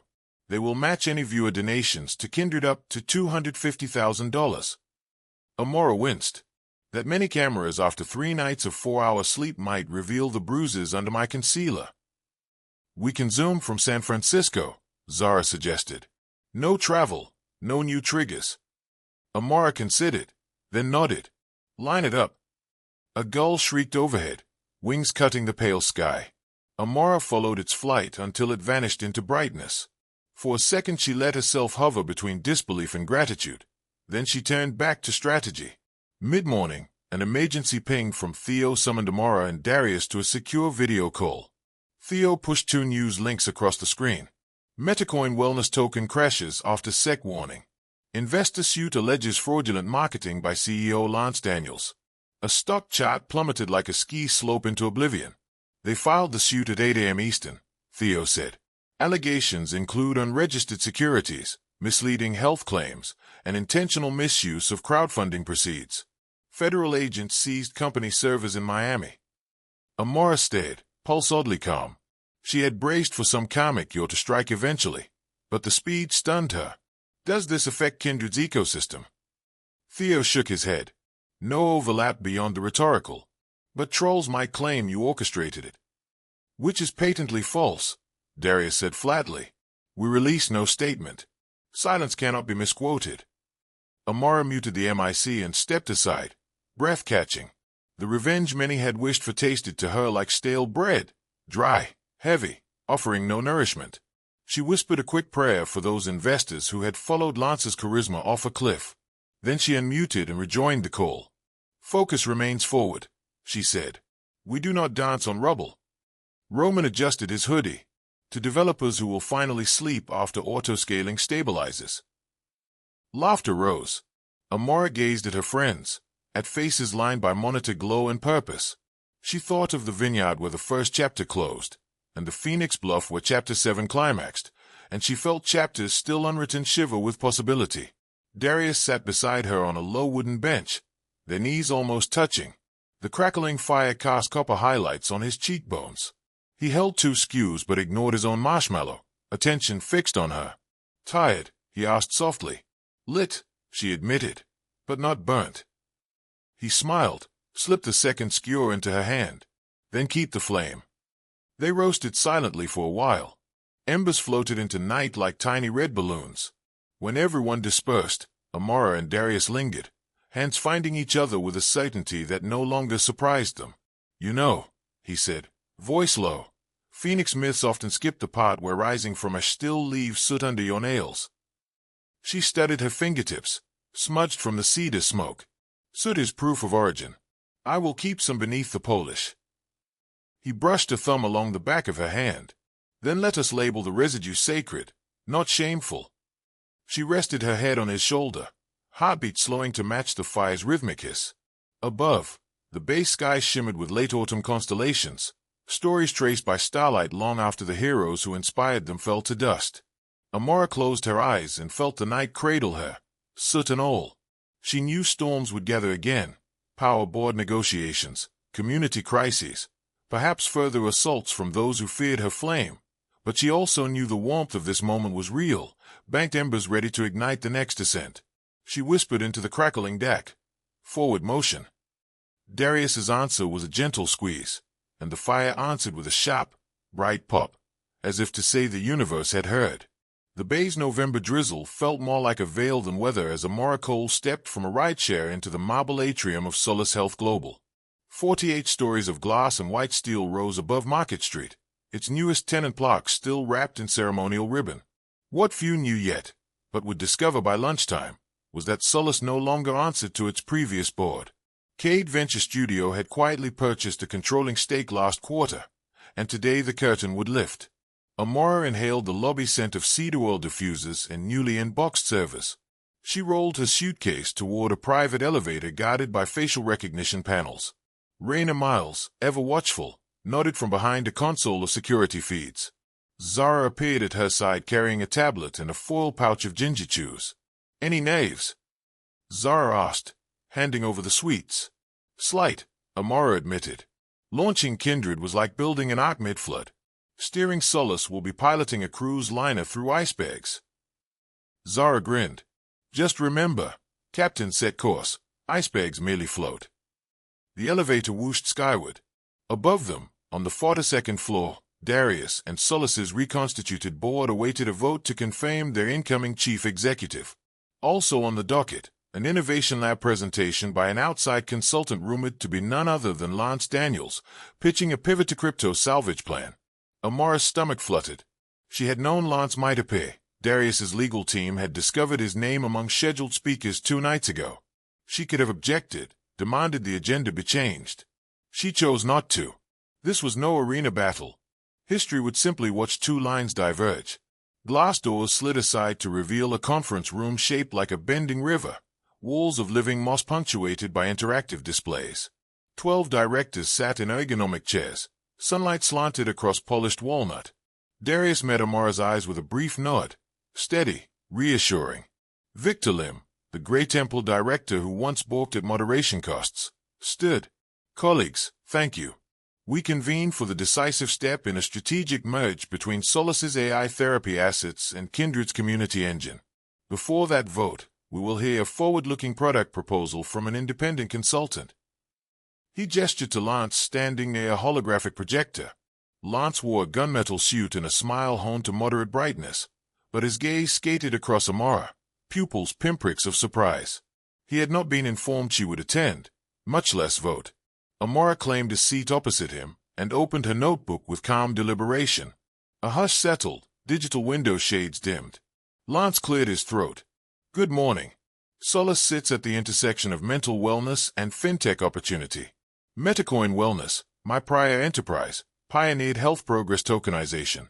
Despite recent regulatory turbulence, the underlying model remains sound, incentivized therapy adherence with token rewards redeemable for partner services. He swiped the projector. A graph appeared, adoption curve lines, token price theories. Amara watched with clinical detachment as buzzwords swarmed: gamified compliance, chain agnostic, PSYFI economy. Directors scribbled notes, though a few glanced toward her for cues. Lance closed with practiced sincerity. Trauma is expensive. Our model pays users to heal, turning cost centers into profit engines. Victor thanked him and opened the floor. Two directors asked about SEC clarity. Lance deflected with pending legal frameworks. Another pressed on data security. Lance promised zero-knowledge proofs. Amara raised a hand last. The room stilled. Mr. Daniels, she said, tone neutral, your plan presumes that survivors trade privacy for tokens. What safeguards exist when market fluctuations devalue progress? Healing then becomes hostage to volatility. A flicker of irritation crossed Lance's face. Tokens foster commitment. Users always own their data and rewards. Own in theory, Amara replied, yet market risk transforms therapy into speculative labor. Solace's mission is safety, not speculation. She folded her notes. Discussion ended. Victor nodded toward Darius. We now move to the second item, nomination for Chief Executive, Global Integration. He tapped a code on his tablet. The side wall lit with Amara's portrait and a bullet list of kindred metrics. Directors, Darius said, voice calm thunder. I submit Amara Cole, architect of the fastest-growing trauma care community, to lead Solace's evolution. Her mandate, integrate AI therapy responsibly, scale access ethically, and keep user dignity uncompromised. Lance's composure cracked. Excuse me, this is highly irregular. The board invited me to architect product direction. Darius regarded him with measured sympathy. You were invited to pitch. Outcomes are not guaranteed. Victor called for a vote. Green lights appeared across every panel except one, Lance's advisory proxy, which flickered red before the system disabled it for conflict of interest. Motion carried unanimously. Applause erupted. Lance stood frozen, jaw flexing. Amara acknowledged the board with a slight bow, then turned to Lance. You asked me once what betrayal feels like. Today perhaps you understand revision. Security quietly escorted him to the corridor, not as a perp, just a cut plot line. The doors closed hushed, final. Post-vote, smaller rooms hummed with strategy clusters. Amara met Solace's engineering head, Dr. Safia Rahman, whose neural language models already underpinned half the world's teletherapy chatbots. They mapped integration milestones on a transparent touch wall, data redaction layers, session handoff protocols between AI and human counselors, translation engines for underserved languages. Safia's excitement crackled. Your community dataset is the richest living corpus on resilience. Combined with our adaptive empathy model, we can personalize micro-support at scale. Only if we uphold privacy like oxygen, Amara cautioned. Safia nodded fiercely. Encrypted shards, user-controlled consent ledger. I would walk rather than compromise that. Amara felt the last vestiges of apprehension loosen. Zara barged in bearing color-coded folders. Press packets ready. We'll launch statement at 2 p.m. Pacific. Kindred and Solace form the continuum, bridging peer Solace and AI scaffolding. Tagline, your healing, your helm. Darius gave a low whistle. Brand synergy on point. Amara grinned. We sail. The announcement hit social channels at exactly 1400 hours, accompanied by a short film shot in one continuous glide, children skipping stones across rising tide, a mechanic knitting in break room, an astronaut on ISS receiving a kindred push notification. Voiceover. Healing is not linear, but it is continuous. Within 20 minutes, Bloomberg Tech, Fast Company, and Essence ran features. Share your story hashtags blossomed. Skeptical think pieces surfaced too. Questioning eyes roll in empathy. Amara welcomed them. Rigorous scrutiny fertilized strong roots. That evening, while dev teams toasted with sparkling cider, a push alert from Celebrity Fence popped on Amara's phone. Lance Daniels hospitalized for panic attack after boardroom ouster. She sat on a bench in a quiet hallway and studied the headline. Sympathy swelled, faint but genuine. She typed a private message via an old number, unsure it still reached him. I hope you find calm and honest help, far from cameras. No reply came, and she expected none. She slid the phone away and returned to bustle. Irrelevance, she realized, was not an enemy. It was a cul-de-sac where certain stories parked when they ran out of road. Days blurred into sprints. On the first Monday of December, Kindred hosted its millionth live circle. The theme, rewriting internal narratives. Amara co-led from a quiet studio, Darius listening off-camera. Among 30 participants was a middle-aged truck driver in Manitoba, a Syrian refugee mother in Berlin, a teenage gamer in Nairobi. Each shared a statement they wished to believe. I am not broken cargo. I am more than displacement. I am allowed new quests. Amara felt threads of story weave through service, through fiber lines, into a tapestry visible only in hearts. When the circle closed, the truck driver wiped tears and said, "This place rescued me from a snowstorm inside my skull." Chat filled with digital lantern emojis. Amara swallowed a sage of emotion, so sharp it tasted metallic. Darius approached, resting hand on her shoulder. This scale still holds soul. That was our fate. It holds because every lantern is tended, she whispered. 2 days later she stood before Solace's 500 global employees via holographic auditorium. She wore a teal blazer over a t-shirt that read Stories Heal. I did not come to fix Solace, she began. I came to steward what already works and uproot what obstructs K. Our compass, dignity. Our measure, life steadied. Profit follows value, not the reverse. She outlined transparent salary bands, mental health stipends, partnership with Black Girl Therapist Collective, seed grants for rural internet kiosks. She ended with a slide of the kindred phoenix overlaid on Solace's lotus, continuum. Chat exploded with heart reacts and let's build. Her voice trembled once, but she let it. Authenticity did not weaken authority. It proved it. That night her phone rang with a number linked to the Vineyard venue. She answered cautiously. Ms. Cole, said the events manager's warm baritone, we are dedicating our new meditation garden to resilience. Would you honor us with a short reading next spring? A smile broke across her face. I would be grateful. After the call she told Darius. He raised an eyebrow. Full circle. She shook her head. New spiral. Circles rewind, spirals expand. He kissed her knuckles. No rewinding, only expanding. On Friday, the couple, because they now admitted silently to being one, drove north to Point Reyes. They hiked damp meadows dotted with Thule elk, then built a small driftwood fire on the beach. Wind whipped flames. The Pacific crashed like distant applause. Amara pulled from her backpack a small box. Inside lay the pawn slip for her sapphire ring, paid off that morning. She placed it into the fire. Blue paper curled, edges glowing. No anger, no sorrow, just conversion. Darius watched, eyes reflecting sparks. An ending. A page, she answered. Ash becomes ink for tomorrow. He wrapped an arm around her. They sat until embers dimmed and stars spilled across the salt-black sky. The week before Christmas, Continuum's beta launched in 5 languages. Response time averaged under 4 seconds. Sentiment scores exceeded targets.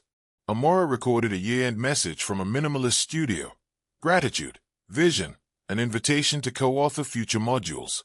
As she signed off, producer lights dimmed. She exhaled. In less than 6 months she had crossed a landscape of volcanoes and valleys. Now a new horizon beckoned. full of bright unknowns but also sturdy bridges she and kindred souls had built together.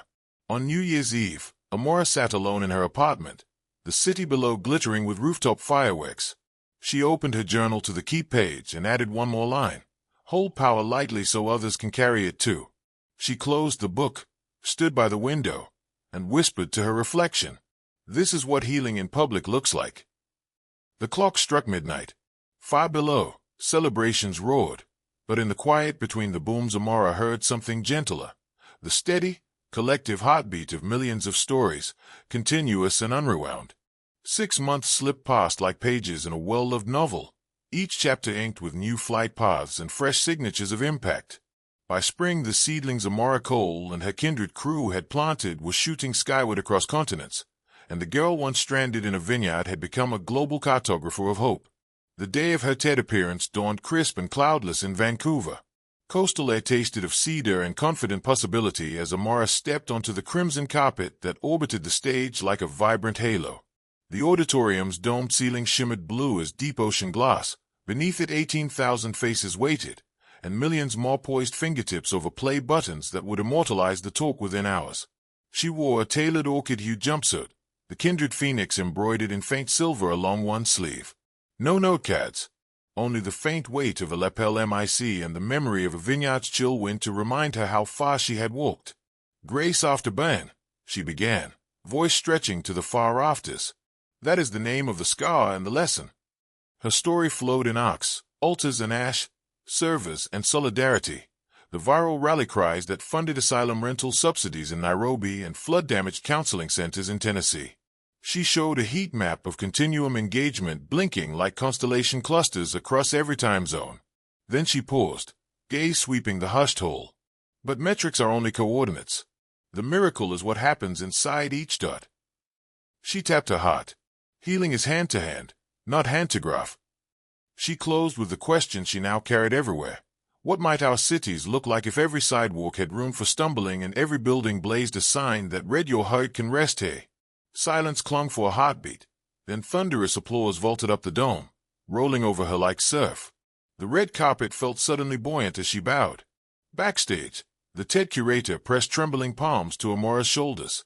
I have never seen an audience exhale their whole lungs together like that. Amara, cheeks damp with sweat and relief, answered simply, exhale is the first sign we are still alive.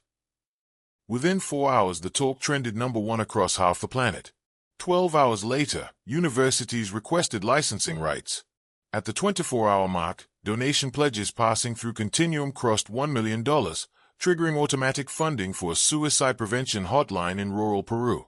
The success unfurled a world tour called 10,000 Lanterns, named for the emoji that kindred members dropped whenever a fellow survivor lit a breakthrough. Lagos first, then Mumbai, then Santiago, then Wellington and Cairo and Reykjavik, cities stitched by airline routes like luminous thread. In a sprawling hole in Victoria Island, Amara watched as circle moderators from the diaspora hugged sisters and fathers they had only known as usernames. A grandmother in lemon lace approached, pressing a cowrie shell necklace into Amara's hand. I buried shame inside these shells for 30 years, she whispered. Your words unearthed them. Amara clasped her weathered palms. Now they sing. On Marine Drive, volunteers formed a flash mob breathing circle at sunset.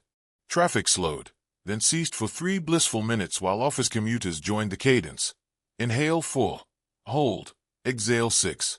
A taxi driver, tears streaming, murmured to Amara, I thought calm was only for the rich. Turns out it is free if shared.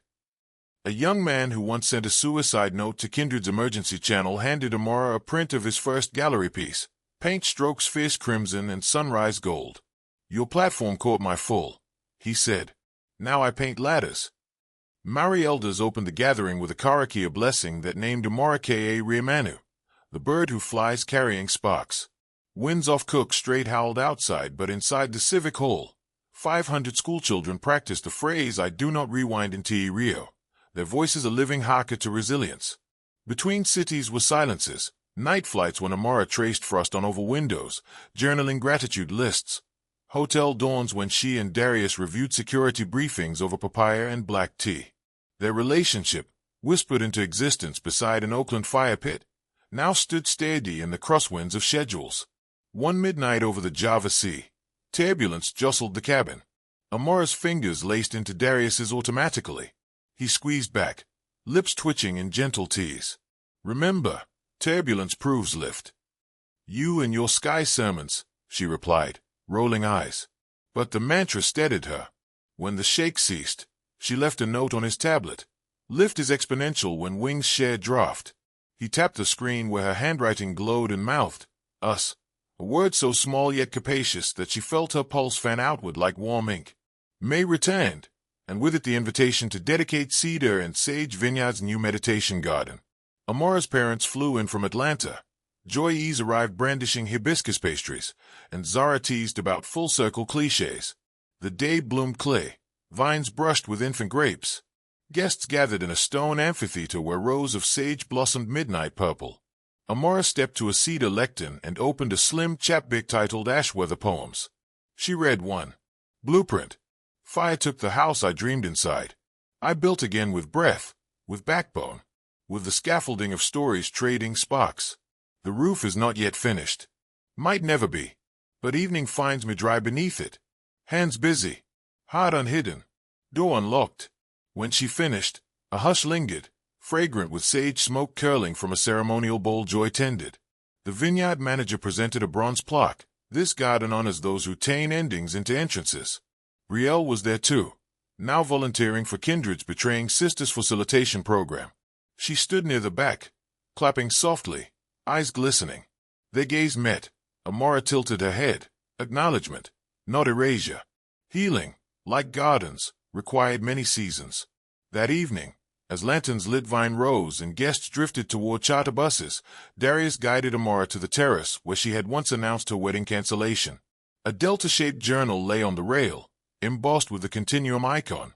He opened it to a blank page. In the margin he had written, "Chapter next." Then he set down a small velvet box. Inside rested a ring of interwoven gold and slate bands, kindred colors, holding a single sunrise yellow sapphire. No kneeling. Simply offering. "My question is not will you marry me," he said, voice steady as vineyard wind, "but will you author our shared chapters knowing neither of us rewinds?" Emotion flooded like tidal salt. She placed 2 fingers under his chin, lifting eyes to hers. "Yes," she breathed. "We co-write, line by line." He slipped the ring onto her finger, loyalty now reimagined in sunrise tones instead of Lance's bruised blue. Guests saw only silhouettes and applauded, but for Amara the moment was as intimate as a pulse. Summer's Crest unveiled the first continuum physical microclinic, in a converted library bus serving remote Alaskan villages. Solar panels powered satellite uplink to Solace's encrypted servers. At its ribbon cutting, an Inuit teenager spoke via video. "Sometimes winter eats sound. Your mobile circle sent music into my quiet. Now my sister wants to study counseling."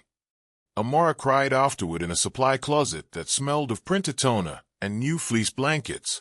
Darius held her until shoulders stilled.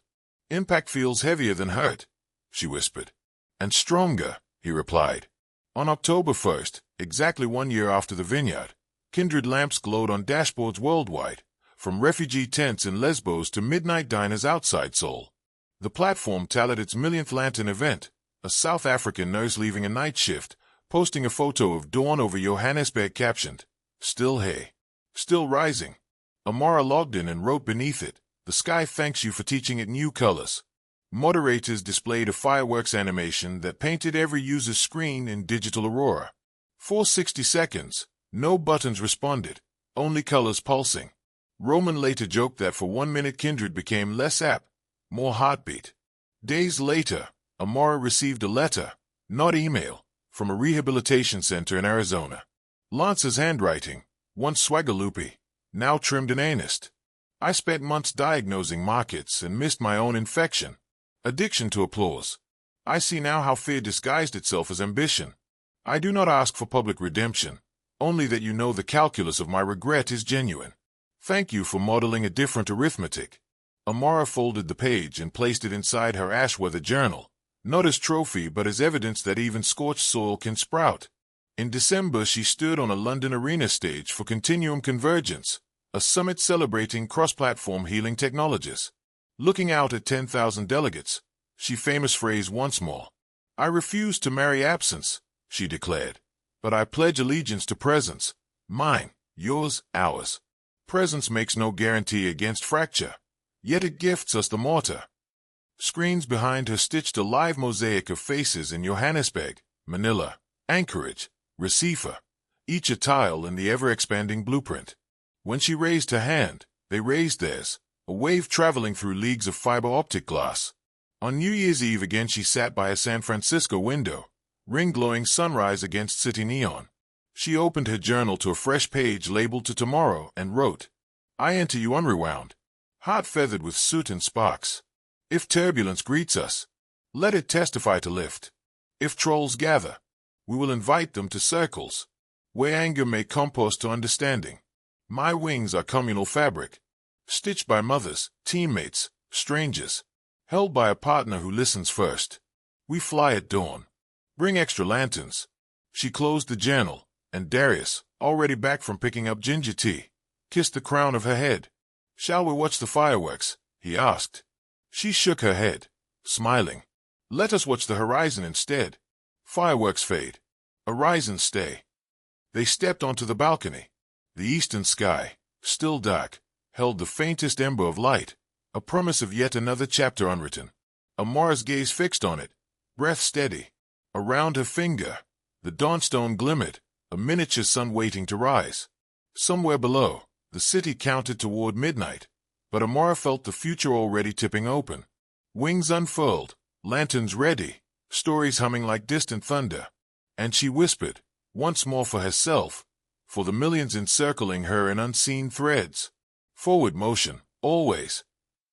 Please don't forget to subscribe, like, comment your thoughts and share our channel with your friends. See you in the next story. From your favorite stories.